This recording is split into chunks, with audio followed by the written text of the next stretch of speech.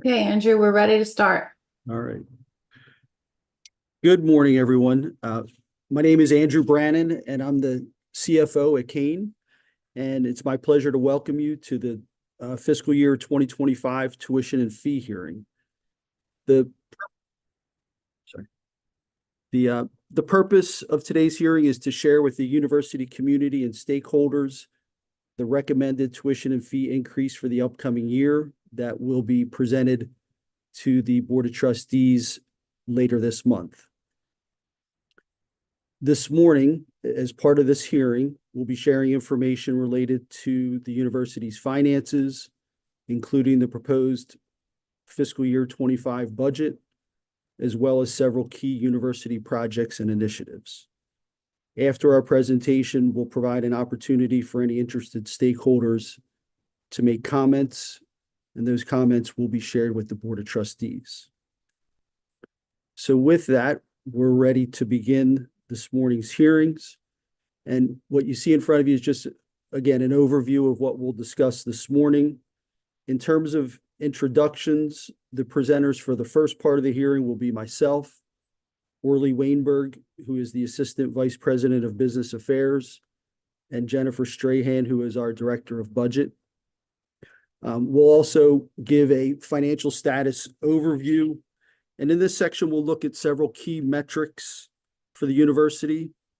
In the next section, we'll review the 5-year history of tuition and fee increases at the university, including the recommendation for this year. Following that, we'll look at how Kean compares to the other public colleges and universities in New Jersey. The next section, we'll do a year-over-year comparison. So we'll look at the year that we're just ending, what the tuition and fee rates were as compared to what we're recommending for the upcoming fiscal year. And then we'll also see, we'll get an update on various university initiatives that are happening throughout the university. And then the final item will be public comments for anyone who has signed up to speak in advance. You can go to the next slide. In terms of the financial status overview, we just recently had our credit opinions updated from S&P and Moody's just last month. And the takeaway here is that both our credit rating and our outlook, which is stable, was reaffirmed by both of those entities, by S&P and Moody's. And that's really an important metric for the university, and it just speaks to the stable financial environment that we have created here. The other thing that's was highlighted in both of those reports, and is certainly worth sharing, is that from the period fiscal year 18 to fiscal year 24, so a 7-year period, we've reduced the amount of outstanding debt by over $100 million. So we've really been super focused on paying down debt over that period of time. And I anticipate that trend to continue going forward. We don't have any plans for any significant borrowing over the next at least 2 years. And also during that same period, that same 7-year period, not only did we pay down $100 million in debt, but we fully funded with cash over $110 million in capital projects and endowed scholarship programs. So when you see buildings like Hines Hall, Liberty Hall Academic Center, the new faculty housing complex, those projects were almost exclusively paid for with cash, some donations as well. And then the university did send scholarship dollars over to the foundation several years ago so that those monies would be preserved for scholarship programs going forward. And the other highlight I want to share here is, again, in that same 7-year period, over $90 million of institutional aid was awarded by the university. And that has nothing to do with any scholarships that come from the foundation. And institutional aid is primarily scholarships, although there's some other things rolled in there as well. And if we look at the year that we're just concluding, fiscal year 24, we had over 2,700 students receive an average scholarship amount of $3,700. So if you do the quick math there, that's just under $10 million of institutional aid that was given out in this current fiscal year. What's interesting, if you go back to fiscal year 18, 7 years ago, at that time, 1,000 fewer students were getting awards. And in that period of time, we've been able to increase the award amounts by over $2,100 per student. So we've really made some significant strides in terms of scholarships and to stay true to our mission of affordability and accessibility. You can go to the next slide.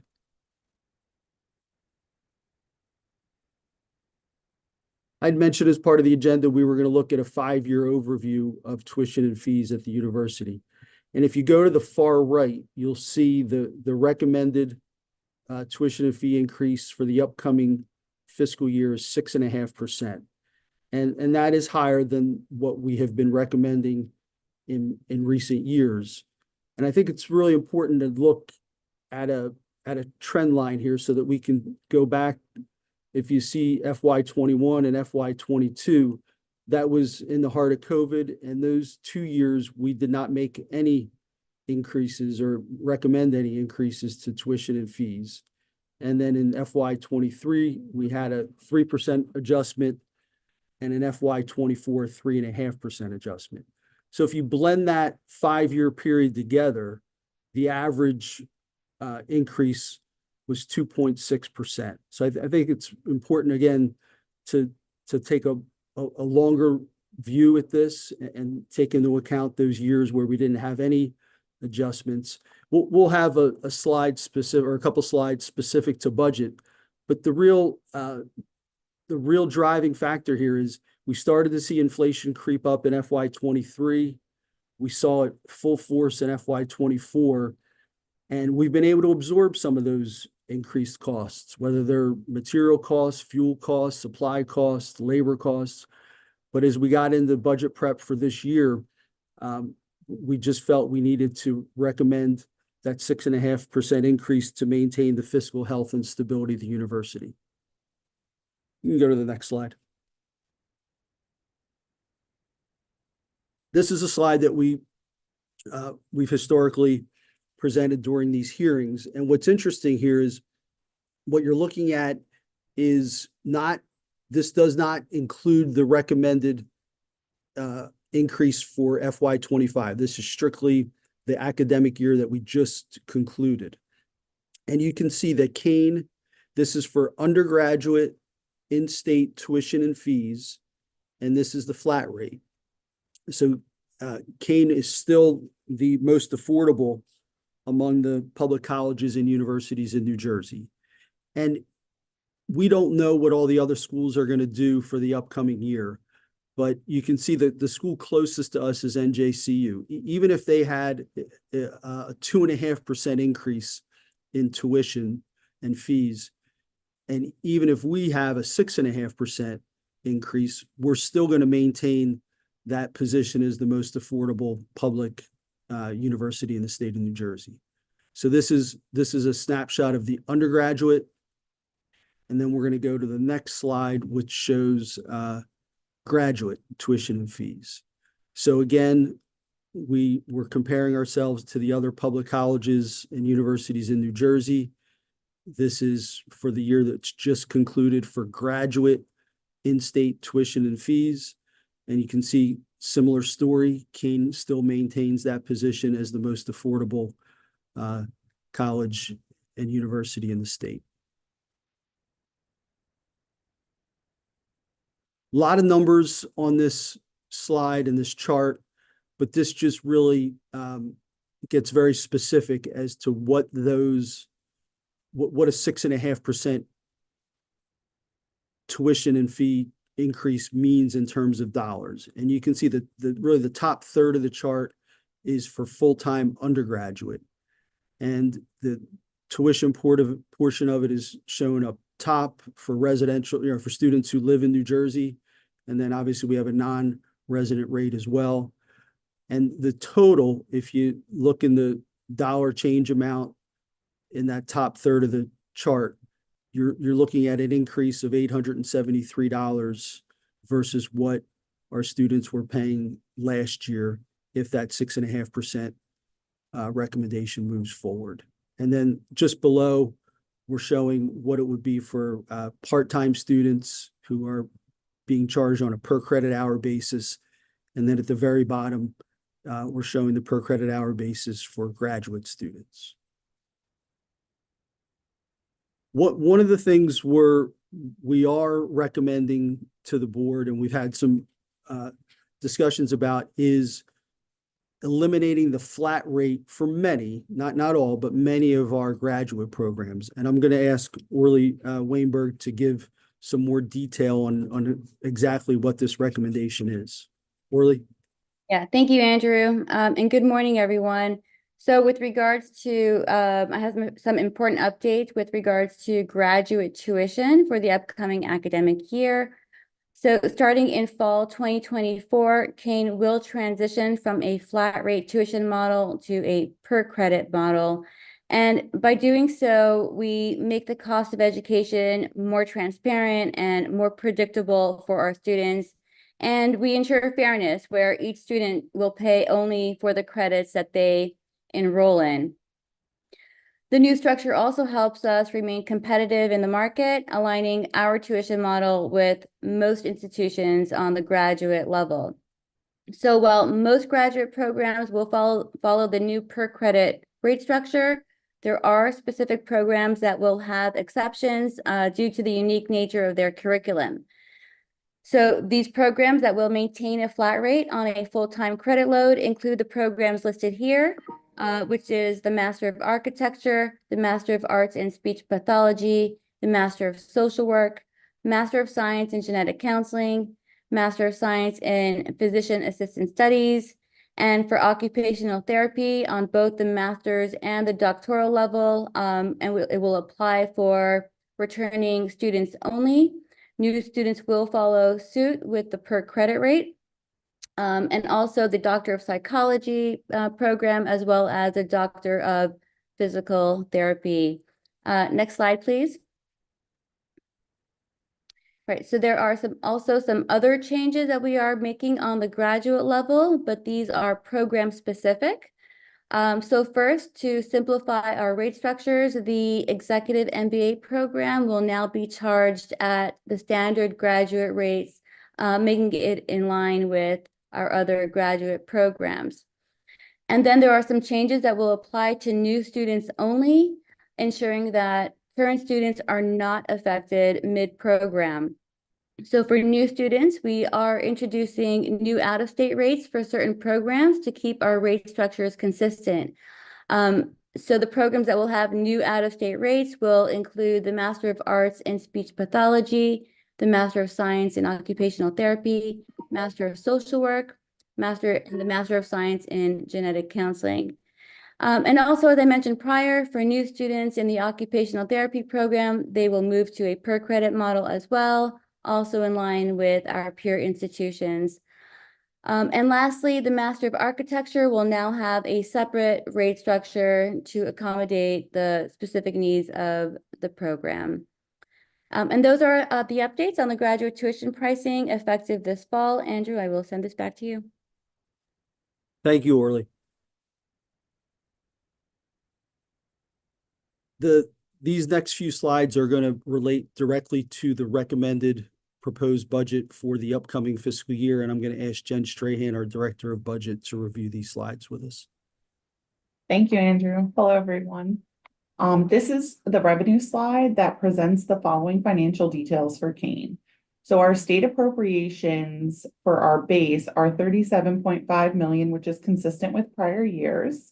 And we have received our outcomes-based appropriation of $13.5 million and fringe support for research grants of $1,653,000. We also get the Urban Policy Institute appropriation of $450,000 for total state appropriations for FY25 coming in at $53,147,000. Then we have our university revenue that's comprised of tuition, mandatory and non-mandatory fees, as well as all other revenue sources, which is coming in at $200.4 million, with a combined revenue for the year of FY25 of $253.5 million. These figures reflect the overall financial picture for FY25, combining state, support, and internal revenue sources to ensure the continued operation and growth of the university. Next slide. Thank you. The university budget reflects operating expenses of $228.2 million, debt service of $19.4 million, capital and deferred maintenance projects of $5.5 million, and the Urban Policy Institute expenses of $450,000 for a total of $253.5 million in the FY25 budgeted expenses. Kean University, is like many universities, has faced significant challenges due to inflation. Over the past year, we have made concerted efforts to manage these increased costs within our budget. However, the continual rise in the cost of materials, utilities, building supplies, and outside vendor contracts has necessitated adjustments to our budget and tuition rates. These changes are essential to ensure that we can maintain the quality of our services and continue to support our students effectively. I'll pass it back to you, Andrew. Great. Thank you, Jen. At this point, we're going to move into the portion where we deal with some of the new, but not necessarily new, but some university initiatives and projects that we want to share with the university community. So the presenters during this section will be John Rao, who's our Assistant Vice President of Strategic Initiatives, Erica Charles, our Chief Wellbeing Officer. Worley will also come back and present some information in this section. And then Eddie Acapinti, who's our Associate Director of Marketing, will also present. So we're going to start off with John Rao with an update on career services and the international studies. Good morning, Andrew, and good morning, Kean community. So I'd like to highlight a few things about the Office of Career Services for everybody on the call today. And I'd like to highlight first that all of the services the Office of Career Services provides are open to all of our Kean students.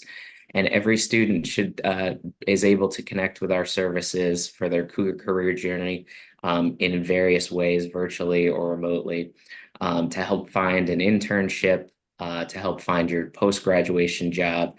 And I'm proud to report that the retention and graduation rate for Kean University students that complete an internship is 94%. And also, statistically, when you complete an internship in college, you're more likely to get a job after your undergrad degree. All of our students have dedicated career advisors here at Kean University. We actually hired 2 new team members as career advisors this past academic year. They host drop-in hours and appointments, both in the Learning Commons and in our office in CAS. We have a new employer engagement staffer started this past academic year as well, to help connect with employers to allow us to build the events that we provide for our students, such as our annual career fairs, both in the spring and in the fall, that are at all of our campuses, Kean Union and in Kean Ocean as well. We provide services down there. We do on-campus recruiting events. We've done takeover days with big employers such as JP Morgan Chase, where they've come to the university and done specific events, and other employer information sessions, both virtually and in person. Networking opportunities are provided by the office with the Office of Alumni Affairs and University Relations. And we also have access to technology for our students, such as a dedicated headshot booth where students can take their headshots on the first floor of CAS, the Focus to Career assessment tool that they can use freshman year, any year, to develop and understand themselves and what career paths might interest them, what jobs might interest them. And then after taking that type of assessment, they can connect with our employer networks and Handshake and College Central to find jobs and internships and connect with our services in those ways. So that's a quick highlight and overview of the Office of Career Services for everybody. And again, those are for all of our Kean students. And next slide, please. I'll touch on the Office for Center for International Studies. So again, like the Office of Career Services, all of our students have a dedicated study abroad advisor, and all of our international students that come to Kean also have a dedicated advisor in the office.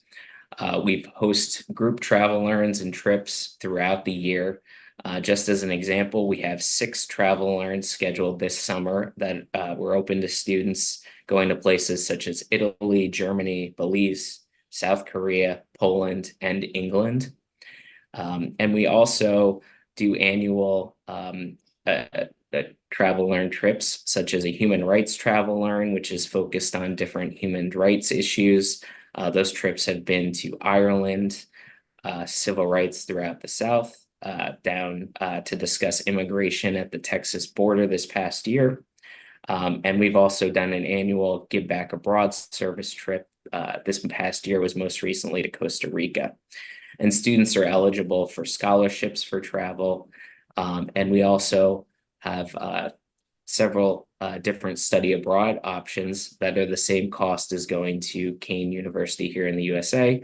Of course, are going to our Wenzhou University campus in China for the same rate as studying here at Kean, and getting scholarships to help with that as well.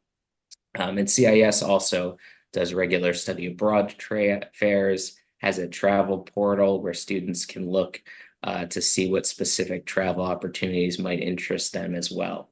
And so I would urge our students to engage with us in those ways in the office. And that's a quick overview of the Center for International Studies as well. Thanks, John. Thanks, Andrew.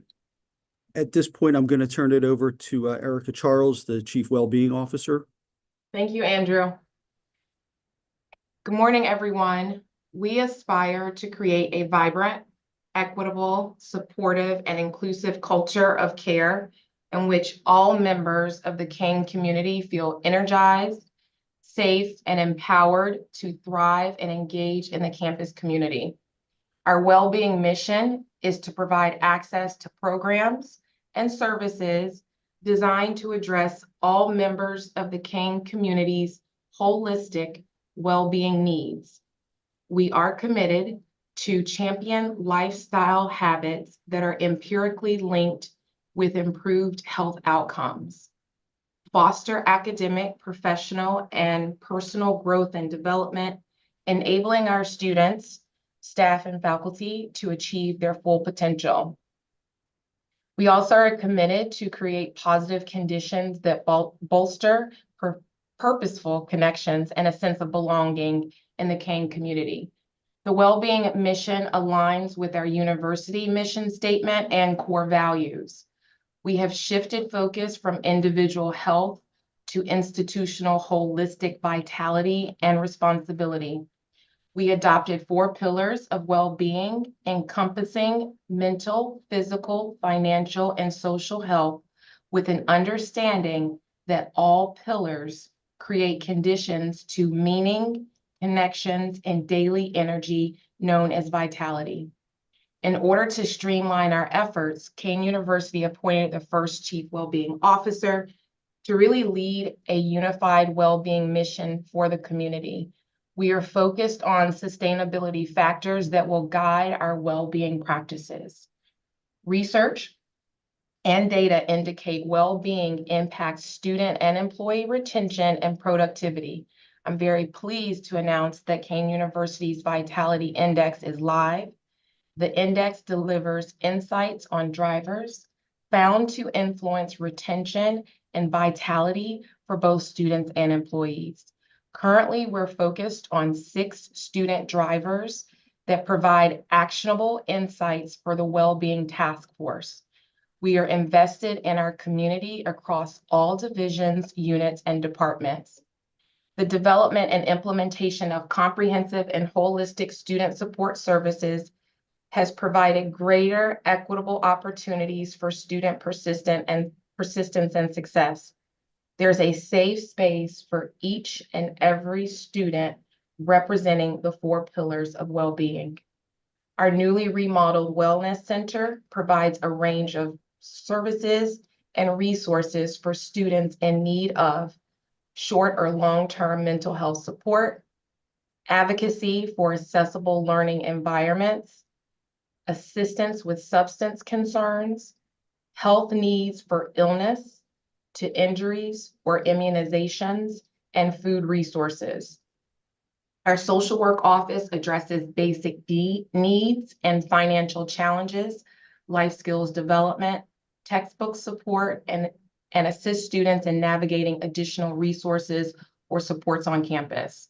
Eligible student parents are offered free childcare through the Child Development Center on campus. The behavioral intervention team provides proactive interventions and resources to support students with various challenges inside and outside of the classroom. And we're also committed to ensuring the wellness and safety of our students who travel abroad through leadership site visits, assessment, and engagement with students. We continue to increase our visibility and listening efforts to gain insights into student development, needs, experiences, with the end goal of nurturing the whole of each student at Kean University. Thank you. Thank you, Erica. At this point, I'm going to turn it back over to Orly so that she can update us on some of the new scholarship programs as well as some dining enhancements. All right, thank you, Andrew. So we wanted to provide an update on Kean Tuition Promise, which is a program that provides free or low-cost tuition for eligible New Jersey residents. This program was designed to complement New Jersey's Garden State Guarantee Program, which covers years 3 and 4 of a student's education. So together, these programs provide comprehensive financial support throughout 4 years. The program was piloted in fall 2021 with our first cohort of students and an initial spend of $252,000. And in the following years, with 2 cohorts running concurrently, we are extending about $880,000 annually in scholarships to help cover educational costs. For juniors and seniors, the Garden State Guarantee was implemented starting in fall 2022, with over $10 million being subsidized by the state this past year. Next slide, please.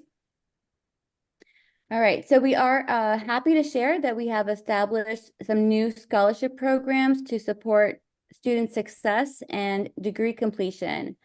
The first being Climb to Success, which is a scholarship that provides up to $4,000 annually, up to 4 years, to new freshmen with financial need who demonstrate strong academic performance.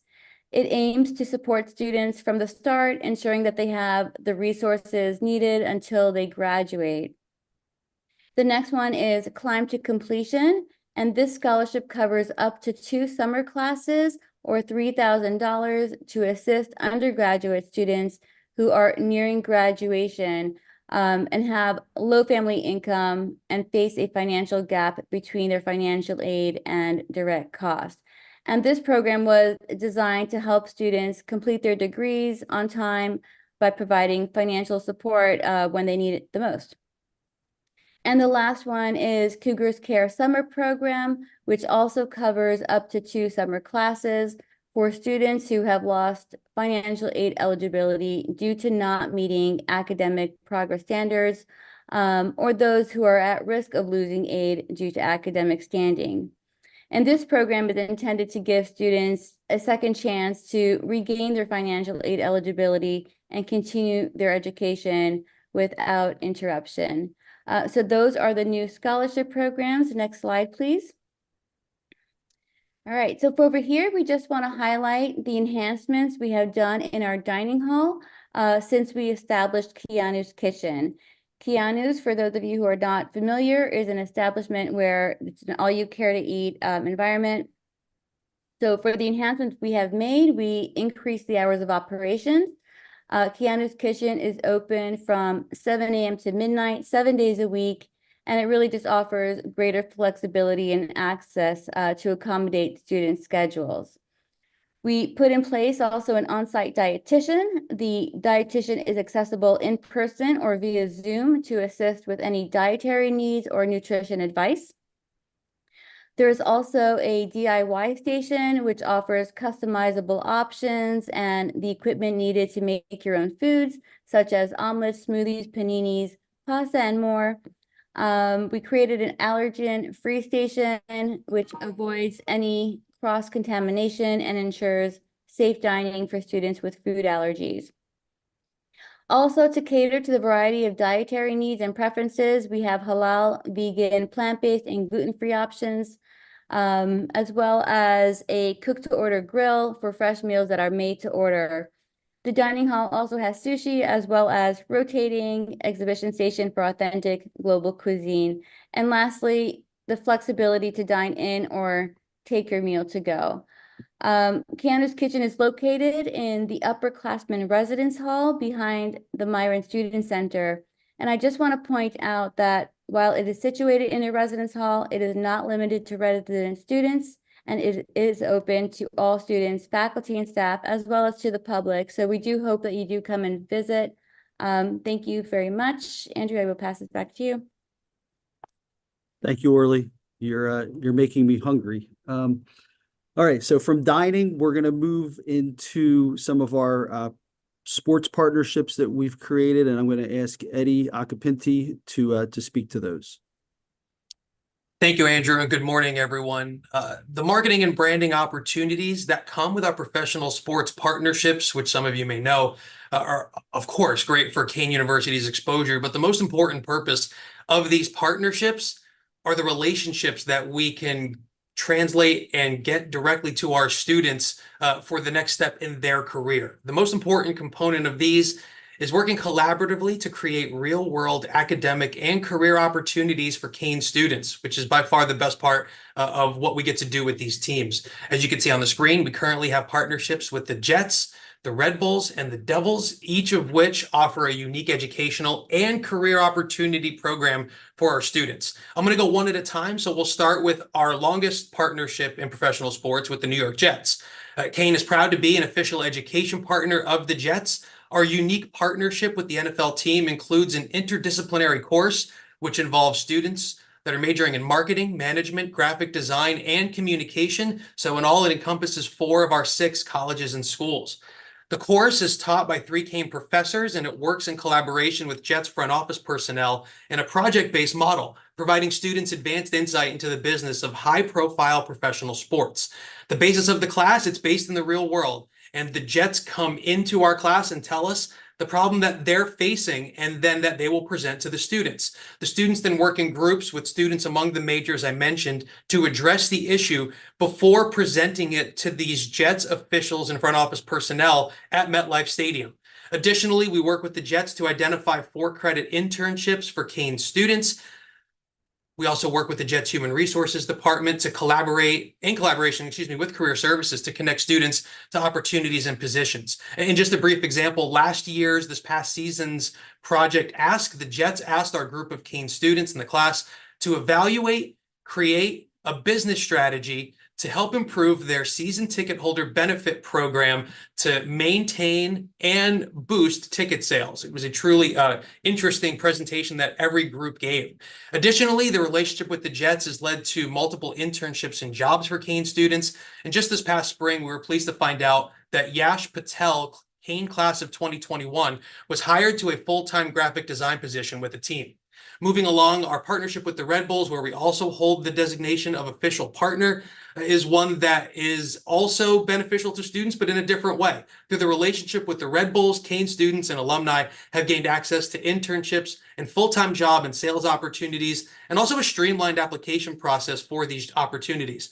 And something really cool, for the last 2 years, we've established an employee mentorship program for Kean students that involves them working hand in hand with Red Bull's front office executives, allowing them to shadow these reps from the team on game day and also at networking events. Students have also had the chance to participate in community service projects with the organization.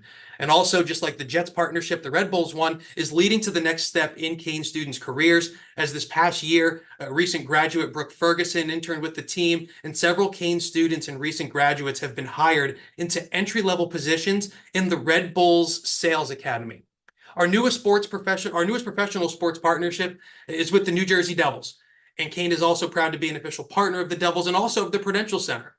This fall will bring the debut of the Devils interdisciplinary course. It's modeled after the successful course that we do with the Jets, and it will address an issue that is also brought to us by team executives. We're really excited about this and proud to say that we now work with teams in 3 of the country's major professional sports leagues and can get that experience to the Kean students. And even though we just started with the Devils just this past semester, the relationship has already taken off, with recent alumna Christina Chiarella landing a position with the team. So to wrap up all of our sports partnerships, there's never been a bigger demand to work in sports. It's at an all-time high now, and we're in one of the most competitive job markets in the country. But we're extremely proud to offer Kean students a chance to build meaningful connections with executives from these professional sports teams and help launch their careers in this highly competitive market. One of the most fun things that we get to do is connect Kean students to the executives at these teams. Andrew, thank you so much. Thank you, Eddie. I'm going to transition from that presentation about the professional sports partnerships. We're going to talk a little bit about some of the enhancements we've done to athletics and recreation here at Kean. We're now offering some new sports here at Kean, specifically men's and women's track and field, men's and women's golf, and men's and women's wrestling. And I know not everyone on campus participates in athletics necessarily, but remember, there's some other opportunities that come out of these initiatives as well, whether it's athletic training programs or marketing students, journalism students writing for the university newspaper. So there's many ways for students to benefit from these new sports programs that we have. And the beauty is we've really just been able to capitalize mostly on existing facilities to do this. I mean, we've always had a beautiful track surrounding our football field. Well, now we're using it in a way that we haven't done in the past. We've got partnerships with Union County for usage of the county golf course. Again, that's an asset that's been there, and now it's accessible to some of our students who participate. And men's and women's wrestling is just getting going, but we've been able to repurpose some areas over in D'Angola to accommodate those programs as well. So really nice additions to our offerings there, and certainly another way to attract students to the university. From athletics, I also want to mention some things in terms of recreation and wellness. We did the upgrades to the D'Angola gym about a year ago, and we've been closely monitoring the usage there. And during the academic year, we're getting anywhere from 1,500 to 2,000 unique users per month, which is huge. And we want to continue to invest in our recreation and wellness facilities around campus, and we certainly seen some great results from that investment there. Esports, we've mentioned this before, but that's a program that continues to grow in popularity and participation. So I would certainly expect to see some additional enhancements there. And then not only did we do the upgrades to the D'Angola gym, but over at Dougal, we've created a fitness center there as well that is not only available to our residential students, it's available to anyone on campus with a university ID. And so if you think back, I mean, we had Erica talk about the many initiatives over in her area, and we have really focused on one of the presidential initiatives, which Dr. Repollet has been promoting since he arrived, which is wellness, right? And that happens certainly in Erica's area. There's physical wellness that happens in our gyms and our recreational facilities. And we're expanding that to financial wellness, mental health. So we really have made a commitment there, and it's not just talk, it's investments that we've made and programs that we've established. So very happy to see these things move forward. And then we're going to do one more slide if you want to go. So wrapping things up, research days. Again, this is not a new initiative, but this is something where as the university moves towards the R2 Carnegie designation, we have really seen the participation in research days ramp up. And we've got over 1,250 students that participated this academic year. Almost 50 faculty mentors participated as well. And we've even taken it to the next level where we're saying, okay, it's great that we're doing research. It's great that we're doing, bringing attention to this on campus, but let's think even bigger. So out of the Provost's office and the Office of Research and Sponsored Programs, we're now linking some of the research happening on campus and aligning it with the UN's Sustainable Development Goals.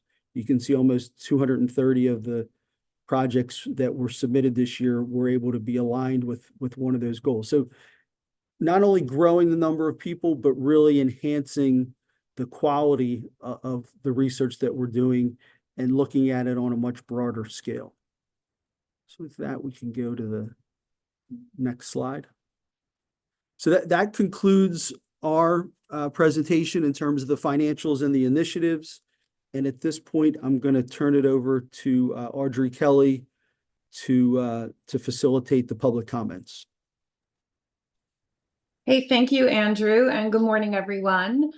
We have a number of persons who have either signed up to speak or have submitted written comments, which will be shared with the Board of Trustees prior to their deliberations on the tuition and fee recommendation.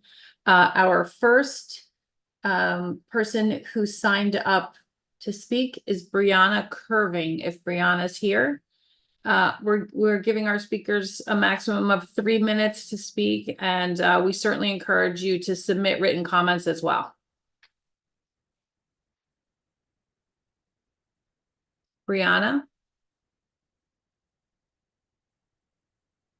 Okay, she may have had some trouble this morning. She did also submit some written comments, and those will be shared with the board. Let me call on our next registered speaker, Salma Abdallah. Salma, are you with us this morning?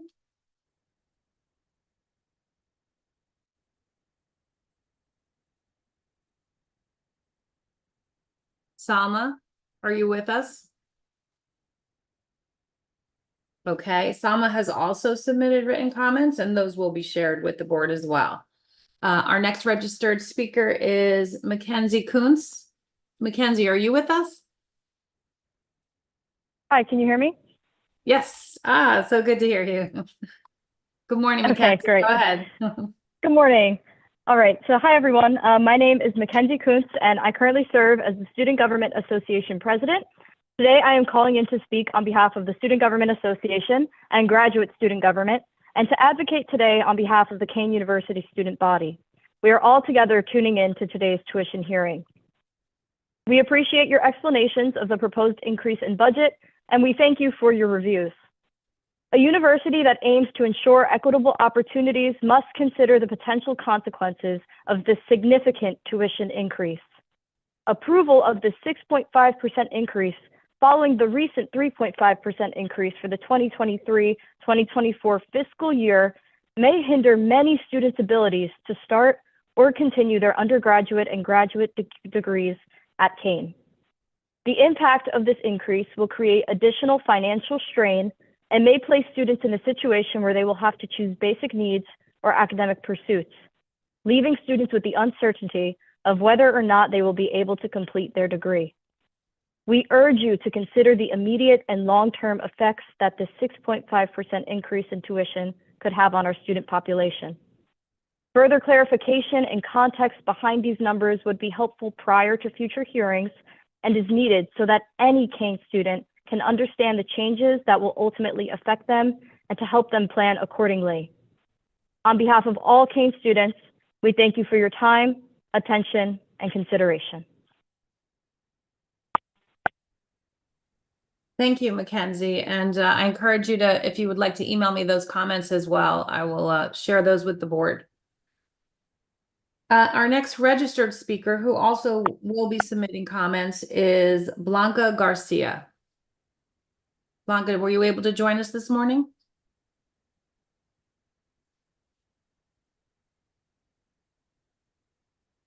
Okay.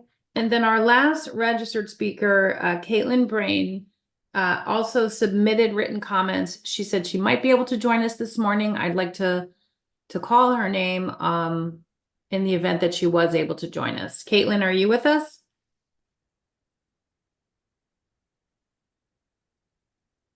Okay, so that concludes the speakers who registered today. Again, the comments made here at this meeting, as well as all of the written comments, will be shared with members of the Board of Trustees to consider in committee and at the public session prior to their vote. So that, Andrew, concludes the public speaking portion of the hearing. Great. Thank you, Audrey. At this time, then, we are going to close out the hearing. And again, the comments will be forwarded to the Board of Trustees later this month before any official action is taken. And I want to thank everyone who participated today, whether you were a presenter or an observer or a speaker. We always welcome input. And again, thank you, everyone, and enjoy the rest of your day.